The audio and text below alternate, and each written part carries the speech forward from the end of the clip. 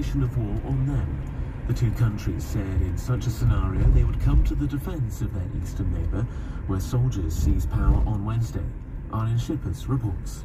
The communique by the two military-ruled countries is a firm response to Sunday's statement by the regional grouping ECOWAS, which says it'll use military force if Niger's elected president Mohamed Bazoum is not reinstated. Burkina Faso and Mali, both now hosting Russian Wagner mercenaries, are warning that any military intervention in Niger would destabilize the region. In their words, they would come to the aid of the armed forces and the people of Niger. They've also rejected what they call illegal and inhumane sanctions and warned they could withdraw from ECOWAS.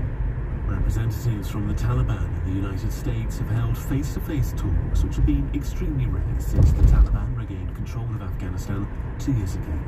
The Afghan Foreign Ministry said that at the meeting the Taliban called for an end to travel restrictions on its leaders and the unfreezing of its assets abroad.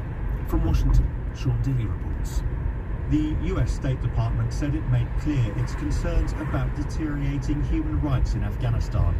The officials called on the Taliban-controlled administration to reverse bans on secondary education for girls and employment for women, and they called for the release of detained Americans.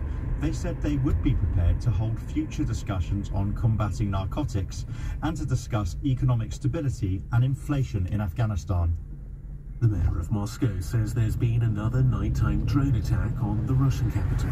It involved several unmanned aircraft. Charles Havland reports. Mayor Sergei Sobyanin said a drone hit the same commercial tower block that was struck in a similar attack on Sunday, damaging its facade. He said there was no information on casualties and that several other drones were downed by anti-aircraft fire. The TASS news agency said Moscow's Vnukovo